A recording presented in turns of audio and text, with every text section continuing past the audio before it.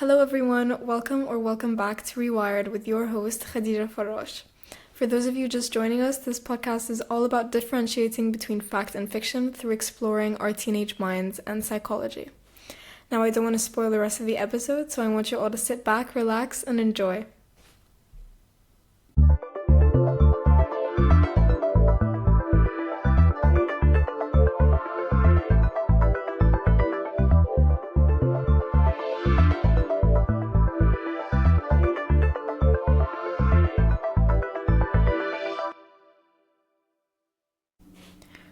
What makes you, you? Is it the way you obsessively plan your week, or the fact that you can chat for hours without running out of things to say? Or maybe you're more of a quiet daydreamer who prefers to people watch from the sidelines? Today we're breaking down what personality actually is and the psychology and science behind it. But just a spoiler, there is more to it than those BuzzFeed quizzes you've been taking online.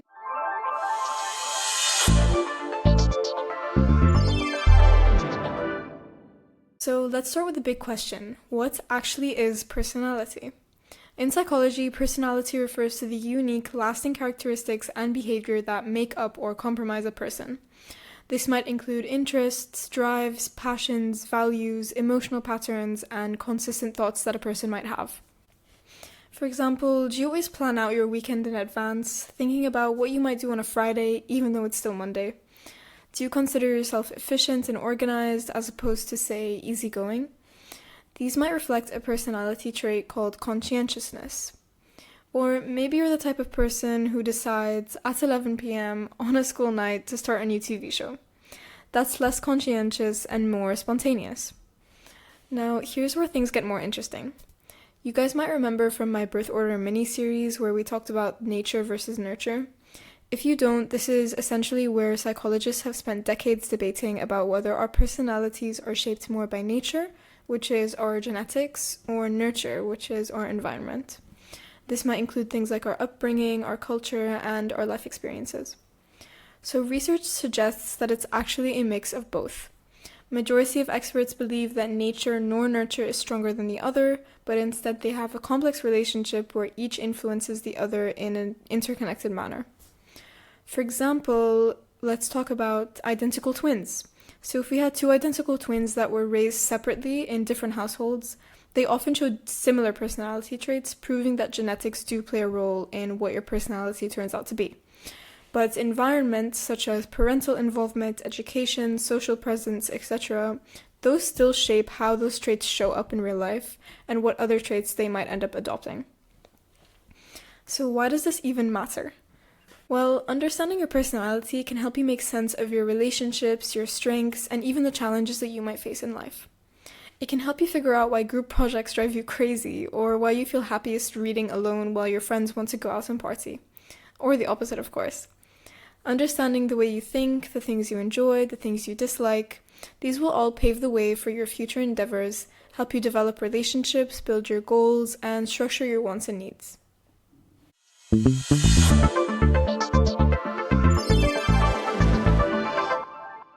So now that we know what personality actually is, let's talk about one of the most well-researched contemporary ways psychologists describe it, the Big Five personality trait model. If you've heard people mention being open-minded or emotionally stable, this is where it all stems from. The Big Five was established by American psychologist and professor Lewis Goldberg. Goldberg's Big Five theorized that personality was basic factors of interpersonal differences in real behavior or experience. To summarize that, it basically means that personality is made up of your life experiences and your behaviors, and these are segregated into 5 key factors. And with the creation of the Big Five, the primary classification of personality structure had become the 5-factor model of personality, which was created by research psychologists Robert McRae and Paul Costa with the use of Goldberg's 5 traits. So let's discuss the 5 dimensions or traits that Goldberg split personality into. You may see psychologists referring to this model as the ocean model, and this is because each letter in ocean, O-C-E-A-N, stands for a different characteristic.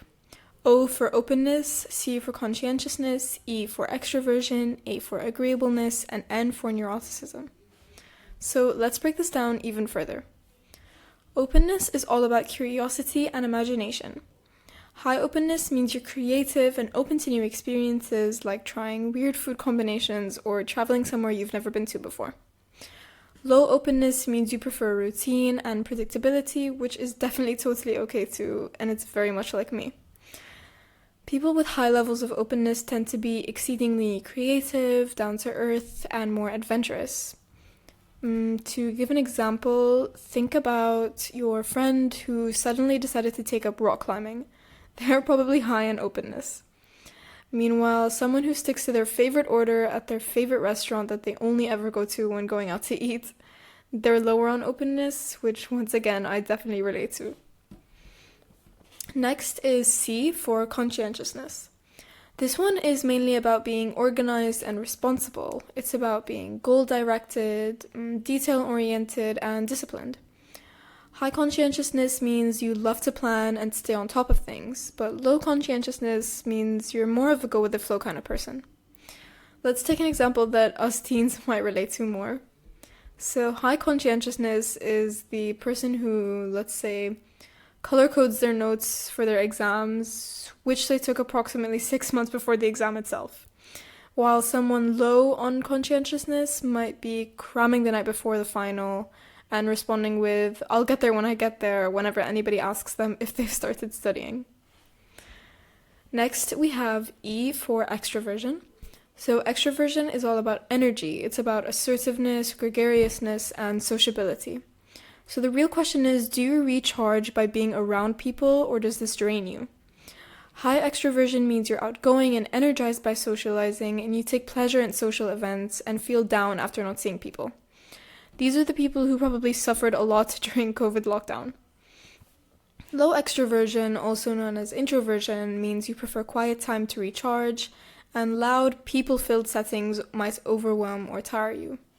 But just to quickly myth bust, introversion doesn't mean you're shy or quiet or don't know how to be social. It just means that when you are social, your energy tends to run out quicker, and rather it comes from alone time. So the image that a lot of introverts are antisocial, don't know how to talk to people, that's all a myth. It's all false. Introverts know how to socialize, but their energy drains much quicker when they do. Next, we have agreeableness. Agreeableness is about being kind, it's about being empathetic and cooperative. It's a person's ability to put other people's needs above their own. So people who are high in agreeableness naturally experience empathy and tend to feel great pleasure from serving others and taking care of other people. So high agreeableness, you're the person who always says yes to helping out. Low agreeableness, you're a bit more direct or competitive. People who tend to gatekeep, per se, or be secretive about their work when somebody's struggling with an assignment, they're probably low in agreeableness. People giving out their flashcards for revision like they're candy, they're high. But neither is better than the other. Yes, people high in agreeableness are people who you can rely on for help always, but they may struggle to address their own internal problems and focus on themselves at times. And yes, people low in agreeableness might be more selfish than others, but they are competitive, have a drive to succeed, and they put their own needs first, focusing on themselves. Which isn't a bad thing when it is done right and they're treating other people with respect. Finally, at the end of Ocean, we have N for neuroticism. Neuroticism measures emotional stability. So high neuroticism means you get stressed or anxious easily, while low neuroticism means you're naturally calm and even-keeled. Highly neurotic individuals tend to be vulnerable to frequent mood swings, they tend to be anxious, tense, withdrawn, and they often suffer from anxiety disorders and emotional instability. Individuals who are low in neuroticism tend to be more content, confident, and stable. They report fewer physical and psychological problems and less stress than highly neurotic individuals. So, what's cool about the Big Five is that it's based on decades of research and applies across cultures. But it is important to highlight that even though the Big Five and the five-factor model are the most contemporary, reliable, and accurate models of personality in our current day, they still have some of their own limitations. For instance, Cross-cultural testing outside of the United States where they were created has proven to show some inconsistencies in different patterns, but reasons for this are still undetermined. A lot of psychologists are theorizing economic stability as they tested in lower economically developed countries.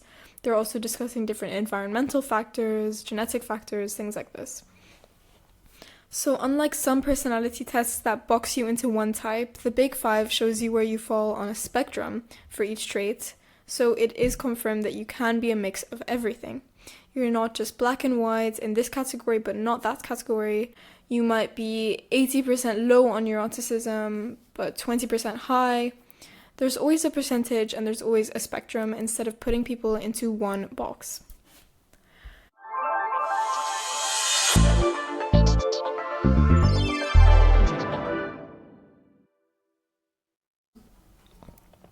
The Big Five model has been used in so many subfields within psychology and in our daily lives. For example, a really important one is clinical psychology, and with the growth of psychiatry, the use of the five-factor model to assess personality disorders and develop treatments for patients has grown a lot. An example of how this might work is basically, so within each trait lies scales which can determine the personality disorders a person may develop or have. For example, when an individual portrays extremely high levels of extroversion, this might imply intense attachment needs because they're extremely sociable and rely on people for energy. High levels of agreeableness might imply deference, so a combination of these two might point to dependent personality disorders. Another example could be perfectionism and workaholism, which are two characteristics present in obsessive-compulsive disorders, and these can be seen through extremely high conscientiousness levels. Social psychology and sociology have also used the Big Five to understand how personality has influenced social structures and behaviors. For example, the actual discovery of these traits was heavily reliant on social psychology and social testing. So the discovery of the correlation between extroversion and social interaction and how they enjoy it was through group activities. Or maybe the correlation between levels of agreeableness and cooperation in social settings. So the Big Five and the five-factor model have also been used to predict social outcomes or reactions which may be induced in certain situations. For example, somebody really high in neuroticism might face a lot of overwhelm or anxiety in people-filled, crowded environments. One final important example is organizational psychology, which, if you're unsure of what that is, it's essentially the study of human behaviors in the workplace. So the Big Five has been used to assess occupational opportunities. They've predicted job performances, and they've helped develop training and mentoring programs within the workplace. This has helped address issues like motivational problems, collaboration issues, leadership issues, and the need for enhancing employee fit depending on the job. So what characteristics are most needed depending on different roles in the workplace. With all of this, it's important to note that personality is not set in stone. While some traits are pretty stable throughout your entire life, psychologists have found that personality can change and develop over time. Life experiences like milestones you've achieved, relationships, moving away from home, significant traumatic experiences, and more may impact personality development. There was a 2020 study which suggested that work experiences shape and influence personality, and over time, with these redundant experiences, a change in personality traits might occur.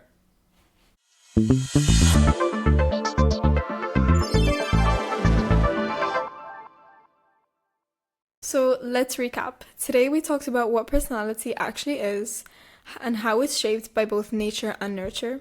We also broke down the five-factor model and discussed how it's been applied in the world of psychology and in our daily lives. If you want to learn more about your own personality, I've linked an actual Big Five test in the description below. Now, next episode we will be discussing and debunking the MBTI 16 personality test or the Myers-Briggs personality test. But just to spoil, before you all say, why shouldn't I take this test instead? Well, on average, the Big Five test was about twice as accurate as the MBTI style test for predicting life outcomes. So I recommend that you take the Big Five test and let me know what traits stood out to you the most. You can DM me on Instagram, leave a comment here, or share your thoughts with me through email. And don't miss next week's episode where we're going to dive into the Myers-Briggs test, personality myths, and why personality tests might be fun, but sometimes kind of flawed.